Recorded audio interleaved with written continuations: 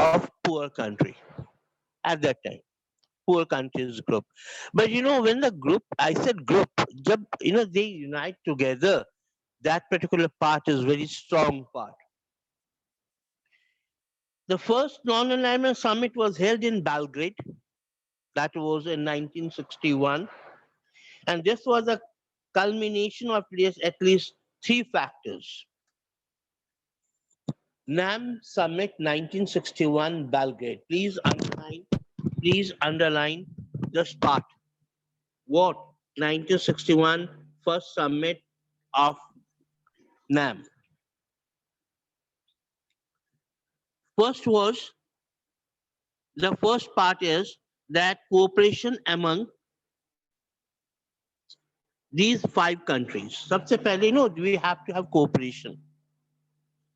सब सबसे The first part is cooperation, then development, then peace. If peace is there, means development is there. If development is there, then cooperation has to be there. So first part is cooperation. So they said that we have to have the cooperation part. So cooperation among these five countries. Next is growing growing Cold War tension and its widening areas. Growing Cold War tension. Cold War, they gave nothing, they gave tension. A part of Cold War. अब क्या होगा? What will happen now? This is a part of Cold War. Right? Hot War is specific. They are the two countries, they are fighting with each other. But who is fighting the Cold War, you don't know. Unknown enemy. You can be your enemy also in Cold War.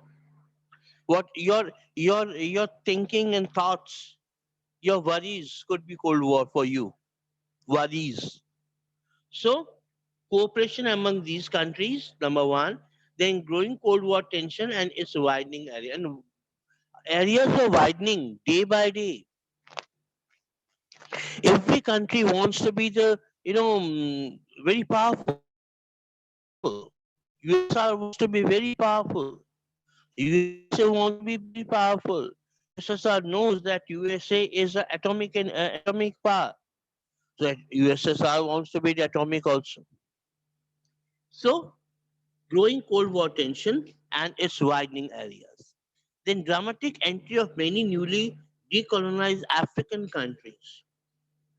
African countries, they want to join NAM, non-aligned movement, because they were having a fear that if they don't join NAM, they have to join either group, strong group, and they will be again colonized. Not by law, but by heart they will be colony. Colony of maybe a powerful group, maybe USA or USSR. So they don't want to join them.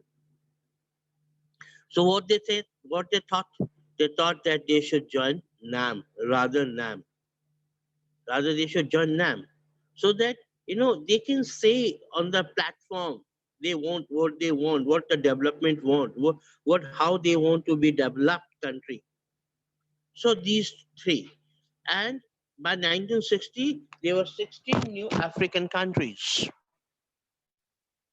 Now it is more than 150 countries, more than 150 countries of NAM. The first summit was attended by 25 member of states. Over the years, the membership of NAM has expanded. The latest meeting of 14th summit, it was held in Havana in 2006.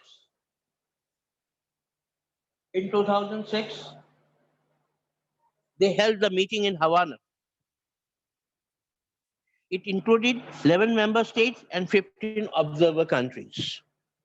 As non-alignment grew into popular international movement, and let me tell you one thing, that non-aligned movement was a is also a very popular movement. It is very strong now. Earlier, it was not so strong. We can say it's a group of weak countries, financially, politically, geographically. many economically, right? They were weak countries. But slow and steadily, when lot of weak countries join together, they become a strong country. So the non-aligned group grew into a popular international movement. Countries of various differences, political systems, and interested joined it. Many interested countries they joined it. This made movements less homogeneous and also made it difficult to define in every neat and precise term what they really stand for. Increasing NAM was easier to define in terms of what was not. It was not about being a nuclear of an alliance. The policy of staying away from alliance should not be considered as isolation neutrality. I'm saying that they should not join a group. The book says that we should not join any group, right? We should. That doesn't mean that we want to be, aloof from the. We should be want to be aloof from the international arena. No, we don't want it.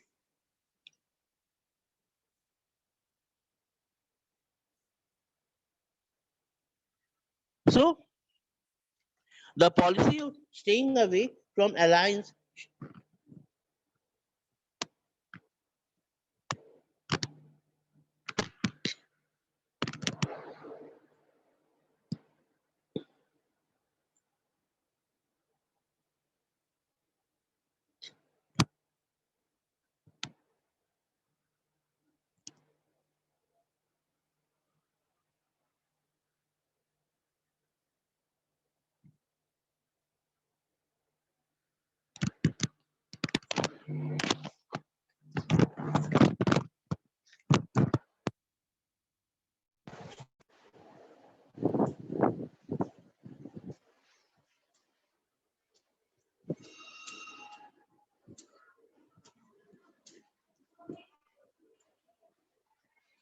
Dinesh ये बंद हो गया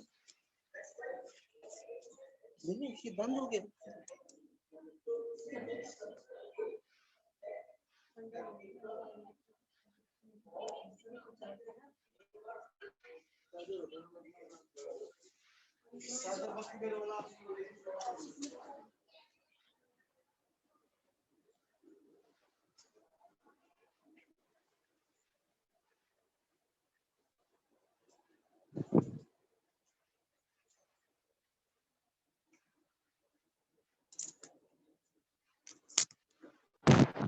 Sorry again, there was a disturbance in the net. I was here. The policy of staying away from alliances should not be considered isolation to the neutrality. Non-alignment is not isolationism. Isolationism. You don't want to be isolate yourself. You should not be isolate yourself. You don't want to you aloof yourself. So a non-alignment is not isolationism. It's isolationism means remaining aloof from world affairs. No, you should not be aloof from world affairs. This sums up that the foreign policy of US from the American War of Independence in 1787 up to the beginning of First World War. In comparison, the non-aligned countries, including India, played an active role in mediating between the two rival alliances in the cause of peace and stability. You know, these two groups, India played a vital role. India played a vital role to let the two groups should unite together and they should do good for the cause of the humanity. Their strength was based on their unity and their resolve to remain non-aligned despite the attempt by the two superpowers to bring them into their alliances.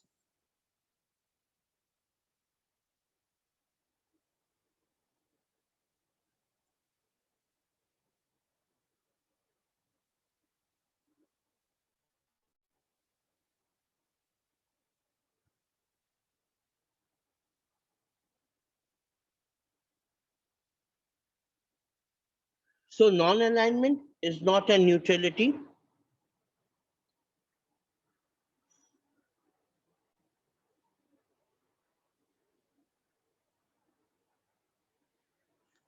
Non-alignment is not a neutrality. Neutrality refers principally to a policy of staying out of war. State practicing neutrality are not required to help end a war. They do not get involved in wars or do not take any position on the ap- apophysences or mortality of a war. Means they will not indulge any type of war. They are not away. If the war is being forced on them, they will fight the war. Otherwise, they are not neutral. They don't want to be aloof from the war also. If the war is forced on them, they will fight the war. Otherwise, they will not play any role in the war. Then we have got the new international economic order. New international economic order. We call it NEO, NIEO. The non-aligned countries were more than merely meditators during Cold War. The challenge for most of the non-aligned countries, a majority of them, were categorized as the least developed countries. I told you that NAM were the countries who basically a group of least developed countries. जो countries developed ना हुई हों. The challenge for the most non countries, a majority of them were categorized. Listen, again, I'm telling you, the challenge for most of the non aligned countries, a majority of them, they were categorized, were LDC, least developed countries, was to be more developed economically and to lift their people out of poverty. Means these countries were facing a lot of poverty problem. They were poor countries and they are facing poverty. Economic development was also vital for the independence of the new countries. Without sustained development, a country could not be truly free. Means sustainable development is also needed. Let me tell you one thing. Many countries who are very much developed, so, who were not, I'm sorry, who are not developed economically, they were strong, but they don't know how to develop their economy. Somebody, I for example, many times I told you that India is a rich country, people are poor. There are two parts. One, country, second, people. The country is very rich, but people are poor because we are not able to develop our resources. We are unable to develop our resources. That's why the people are poor over here. But basically, India is a rich country full of minerals. Many African countries, they were rich in minerals. But when we say African country, oh, that is a poor country. Why? Because they are unable to develop themselves. If you go to North Africa, Libya is there, and a few countries, Algeria is there. These are the North African country, but they are rich. They are rich countries due to the development of the oil resources. They have lot of mineral resources, but they are unable to detect those minerals in proper time. So economic development was vital for the independence of the new countries. So economic development is vital development for them. Without sustained development, a country could not be truly free. Sustainable development. What do you mean by sustainable development? Sustainable development means when you develop yourself without harming the nature. Look what we do, because we are cutting off our forest. We are thoroughly using our water resources. Yeah, environment is absolutely polluted. So what to do? The people are sick now. We are developing industries, but we are not taking care of the pollution. We have the science doesn't say that you should not develop. We should develop, but sustainable development should be there without harming the nature. It would remain dependent on the richer countries, including the colonial powers from which political freedom had been achieved. Now, the idea of the new international economic order originated with this relationship that the United Nations Conference on Trade and Development, United Nations Counseling for Trade and Development, UNCTAD, the United Nations Conference on Trade Development, brought out a report in 1972 entitled Towards a New Trade Policy for Development. The report proposed a reform of the global trading system. Now, the global trading system so as to give the LDC control over their natural resources. You know, I told you natural resources, I told you the country could be a rich in natural resources, but the people could be poor. Here I define two things. One is country as a rich, but the people are poor. Why? Because they don't have the control of the natural resources of their own. Other countries are exploiting their natural resources. Number one, that is, give the LDC control over their natural resources exploited by the developed Western countries. So, who is exploiting them? The poor countries who are exploiting them. For example, Ghana, for example, Congo, they are rich in uranium, and developed countries needs uranium badly. So, what they do? They control some part of there and they exploit their resources, they plunder their resources, but the country is still remaining poor. They want that the country should be poor so that they should be rich. The developed countries should be much richer, right? So give the LDC control over these developed countries. LDC means these developed countries. Or control over the natural resources exploited by the developed Western countries. Obtain access to Western markets so as the LDC could sell the products and therefore make trade beneficial for the poorer countries. Trade war. There are many type of war. Hot war, cold war, trade war, nuclear war. Right? So trade war is also there. Who wants to dominate the trade? Basically, developed countries always dominate the trade. America wants to dominate the trade. USA wants to dominate the trade. You know, China's participation in trade war.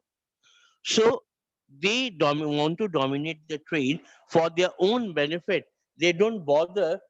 They don't bother that what the other countries, the poor countries how the poor country will suffer. So obtain access to Western market so that the LDC could sell the and global trade war, global trade war. What is happening over there? Globalization of trade and articles. What do you mean by this?